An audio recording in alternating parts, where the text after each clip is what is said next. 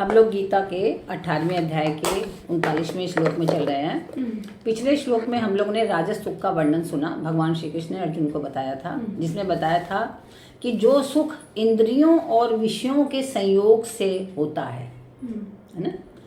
हम जो सुख भोग करते हैं कैसे करते हैं? इंद्रियों के ही तो माध्यम से करते हैं, विषयों के संयोग से। तो वो आरंभ में तो अमृत की तरह लगता है, अरे वाह क्या आनंद आ रहा है, बड़ा आनंद आता है। और परिणाम में फिर विष की तरह लगने लगता है। जैसे आपको खाना कोई चीज़ बहुत पसंद है, आप जब एकदम भूखे हो, आपको अति आवश्यकता है, तो आप खाओ तो लगेगा अरे खाते रहो, वाह कितना आनंद आ रहा है। पेट भर जाए फिर भी कोई दे लो खाओ, कोई हटाओ हटाओ हटाओ, अब पेट भर गया, अब हटा दो, बहुत मेरे को देख के उल्टी आ जाएगी, यहाँ तक स्थिति हो जाती है। तो शुरू में तो उसने आपको एकदम अमृत की तरह आनंद दिया, लेकिन बाद में वो विष की तरह बन गया।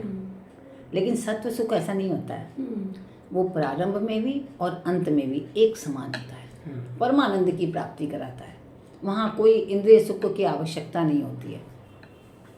तो यही भगवान बता रहे हैं कि वो सुख जो है, जो प्रारंभ में तो अमृत की तरह लगे लेकिन अंत में विष की तरह लगे, और जो इंद्रिय सुख के कारण और विषयों के संयोग से, इंद्रियों और विषयों के संयोग से जो सुख मिलता है, उस सुख को हम राजस सुख कहते हैं। तो वास्तव में संयोग, आरंभ ये मुख्य नहीं है। किसी चीज का भी आरंभ मुख्य है क्या? नहीं। खाली आरंभ ही तो कुछ नहीं है।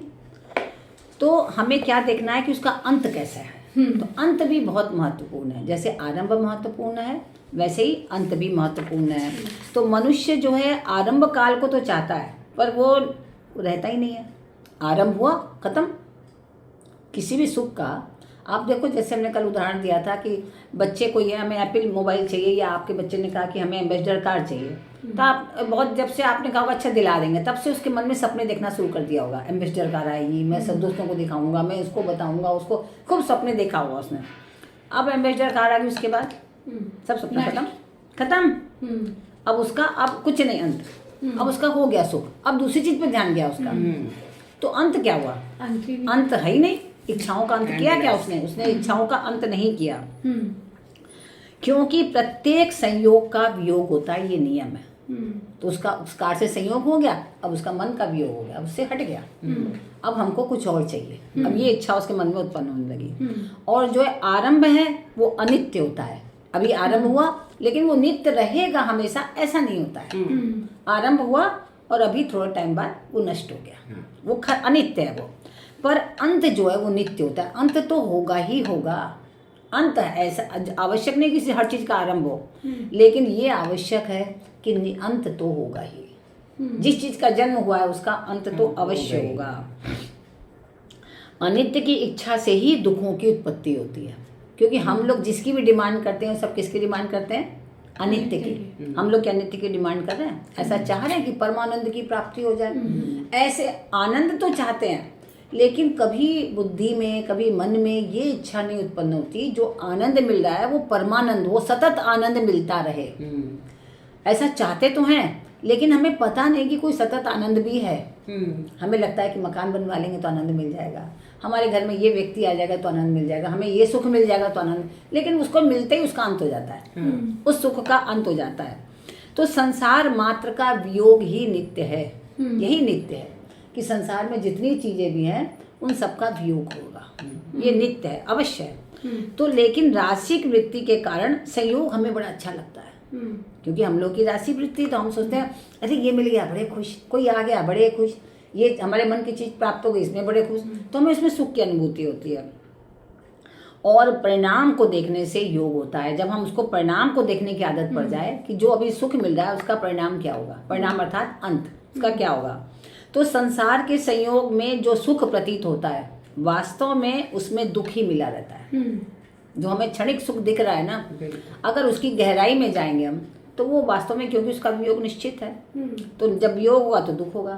परंतु संसार के वियोग से, सुख दुख से अतीत, अगर हम संसार का वियोग हो जाए और उसके सुख और दुख से अतीत हो जाए तो क्या मिलेगा? अखंड आनंद।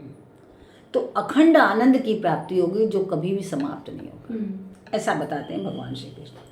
तो अब 18वें अध्याय के 39वें श्लोक में तामस सुख के विषय में बता रहे हैं। तामस सुख क्या होता है? यदग्रे चानुबन्धे च सुखं मोहनमात्मनः निद्रालयस्य प्रमादोत्थं तत्तामसमुदाहृतम्। निद्रालयस्य प्रमादोत्थम, जब राग अत्यधिक बढ़ जाता है, राग है ना, प्रेम नहीं, राग क्या है, मोह है। तो जब राग बढ़ जाता है तब वह तमोगुण का रूप धारण कर लेता है। आपका मोह बढ़ जाता है, नहीं ये चीज तो हमें चाहिए ही चाहिए, वो तो चाहिए ही चाहिए, अरे उसके बिना तो हमारा जीवन नहीं चलेगा। तो जीवन ऐसा किसी के भी बिना चल जाता है, लेकिन हमारी सोच ऐसी है कि उसके बिना जीवन नहीं चलेगा। तो इसी को हम मोह कहते हैं। जब तमो गुण का रूप धारण कर लेता है ये राग हमारा, तो यही मोह का रूप धारण कर लेता है। यही है मोह जो हमें कष्ट, रामचरितमानस में क्या कहा है, मोह सकल व्याधिन कर मूला। जो मोह है वही समस्त रोगों का जड़ है।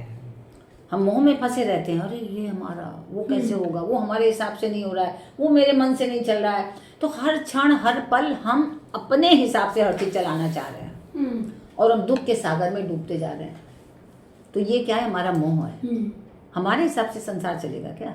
नहीं ना, क्योंकि जितनी आत्माएं आई हैं सब अपने हिसाब से आई हैं, अपने अपने कर्मानुसार अपने अपने कर्मों को करके अपने अपने कर्मों के फल को भोगने के लिए आई हैं। तो जिसको जो भोगना है, अगर हम अभी रोक भी दें तो कोई दूसरी चीज आएगी, वो उसको कष्ट देगी। उसको भाग में अगर उस चीज से कष्ट मिला है या किसी चीज से सुख है तो वो सुख भी मिलेगा और वो दुख भी मिलेगा, वो तो निश्चित है, उससे हम बच नहीं सकते। अधिक सोने वाले मनुष्य को गाढ़ नींद आती है। जो बहुत सोते हैं ना उनको बहुत गहरी निद्रा आएगी, अरे सो गए तो उनको पता ही नहीं, होश ही नहीं कहाँ है, इतनी गाढ़ निद्रा आती है। और गाढ़ निद्रा अगर नहीं भी आती तो वो तंद्रा में पड़े रहते हैं। उसको निद्रा नहीं कहते, फिर कहते हैं तंद्रा, क्योंकि वो नींद में नहीं है, खाली अपने स्वप्न लोक में खोए हुए हैं, वो पड़े हुए हैं, आलस प्रमाद के कारण पड़े हुए हैं और सपने देखे जा रहे हैं, पड़े उनको उसी में आनंद आता है। और स्वप्न भी ज़्यादा आने लगते हैं ऐसे लोगों को। तंद्रा और स्वप्न में तामस मनुष्य का बहुत समय बर्बाद हो जाता है। इतना समय बर्बाद होता है कि उनको कुछ होश ही नहीं कि हमारा क्या जा रहा है, क्योंकि समय ही तो मूल्यवान है। आपके धन से ज़्यादा, आपके गुणों से ज़्यादा, आपकी योग्यताओं से ज़्यादा, सब चीज़ों से ज़्यादा समय मूल्यवान है। समय जाके नहीं लौटेगा, धन तो फिर कमा लोगे आप। तो तामस मनुष्यों को इसी से सुख मिलता है, इसलिए इस सुख को निद्रा से उत्पन्न कहा गया है। किस सुख को? तामस सुख को। ये तामस सुख जो है निद्रा से उत्पन्न होता है। जितना ज़्यादा आप सोगे उतना आप तामसी बनते जाओगे, इसलिए सोने पर कंट्रोल करना अत्यंत आवश्यक है। ठीक है, तो जब तमोगुण अधिक बढ़ जाता है तब मनुष्य की वृत्तियां भारी होने लगती हैं। अरे लगेगा शरीर बहुत भारी हो रहा है, आराम आराम से काम करेंगे, लाओ ये खाना ला के दे दो हमें, वो दे, मतलब बैठे बैठे सब ऑर्डर चलाएंगे, हिलना नहीं चाहेंगे। ऐसे लोग फिर चाहेंगे सब चीज़ हमारा होता जाए। तो आलस्य में समय बर्बाद कर देता है ऐसा व्यक्ति, और आवश्यक काम समय आने पर क्या देता है कि फिर कर लेंगे, टालने की प्रवृत्ति बढ़ जाती है। ये नहीं कहेगा काल करे सो आज कर और आज करे सो अब, ये कहेगा अरे काल करे सो परसों कर। ये कहेगा, उल्टा कहेगा, अरे क्यों फालतू में इतनी जल्दी हड़बड़ी मची, समय पड़ा हुआ है, जिंदगी पड़ी है, कर लेंगे। फिर उसकी ये प्रवृत्ति हो जाती है।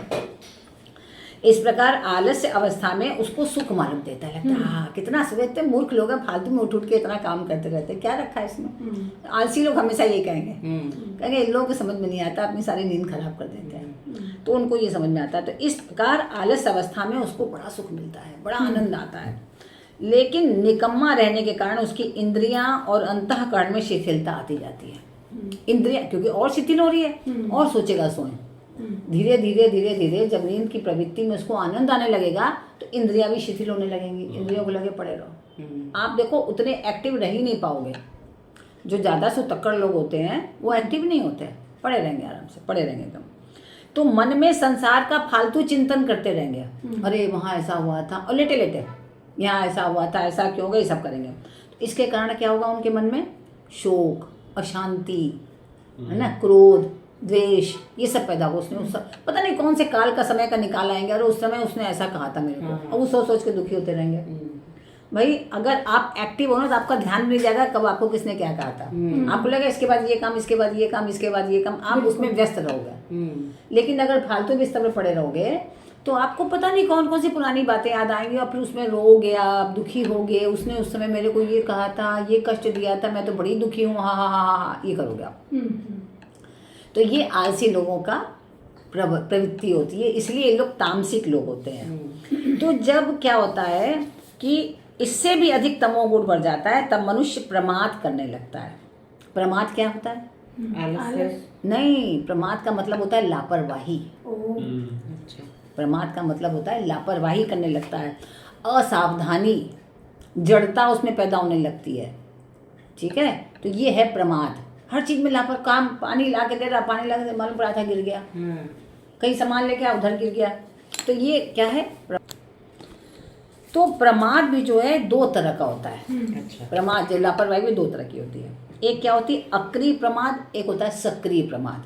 दो तरह का प्रमाद होता है। जैसे घर, परिवार, शरीर आदि के आवश्यक कामों को न करना और निठल्ले बैठे रहना, ये क्या है? अक्रिय प्रमाद। क्रियाएं नहीं करना चाह रहे हैं, है ना, हर चीज को टाले जा रहे हैं, लगे घर का काम है, अरे चुपचाप ओढ़ के लेट जाओ, है ना, तो कोई कहेगा ही नहीं काम, लेगा ये सो रहा है बेचारा, क्या काम को, तो वो अक्रिय प्रमाद है।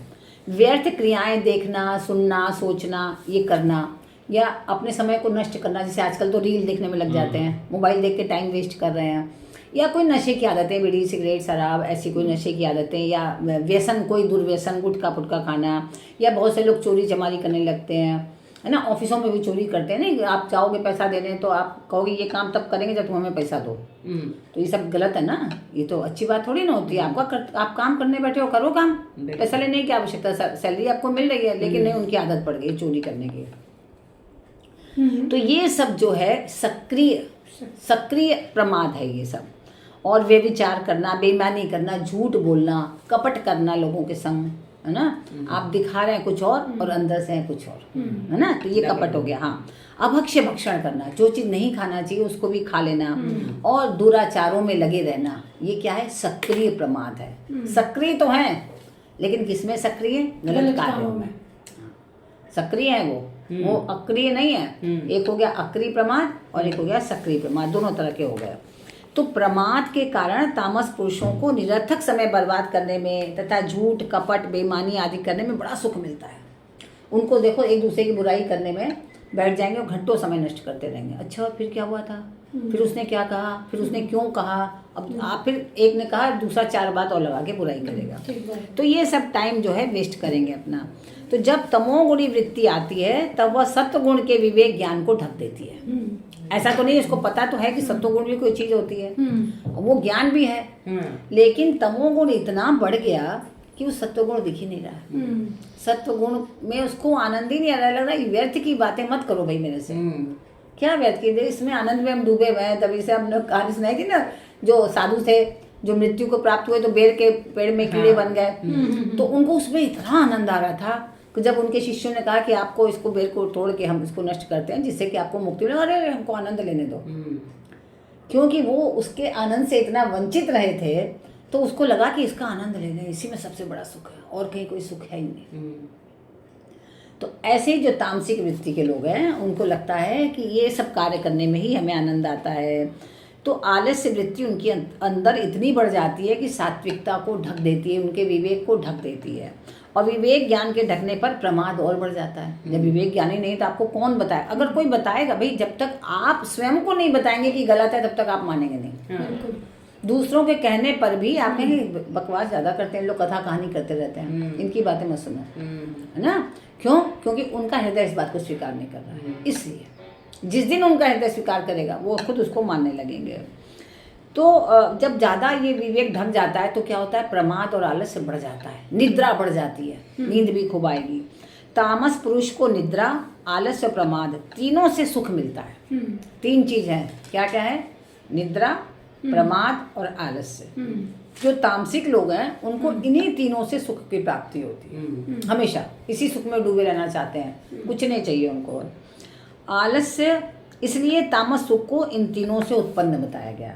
तामस सुख कहाँ से उत्पन्न होता है? आलस्य, निद्रा और प्रमाद, इनसे उत्पन्न होता है। यदग्रे चानुबंधे च सुखम मोहनमात्मनः। निद्रा, आलस्य और प्रमाद से उत्पन्न हुआ सुख आरंभ में और परिणाम में अपने को मोहित करने वाला होता है। तो इतना अपने माया में फंसा लेता है, इतना मोहित कर लेता है कि जीव उसमें से लगता है अर्धविक्षिप्त सा पड़ा रहता है, उसी आनंद में पड़ा रहेगा। इस सुख में न तो आरंभ में विवेक रहता है और न परिणाम में विवेक रहता है। परिणाम में भी होश नहीं, क्या जा रहा है क्या नहीं जा रहा है, लग रहा है अरे पता नहीं चला गया होगा, कोई बात नहीं चला। तो ये सुख क्या होता है, विवेक को जागृत नहीं होने देता।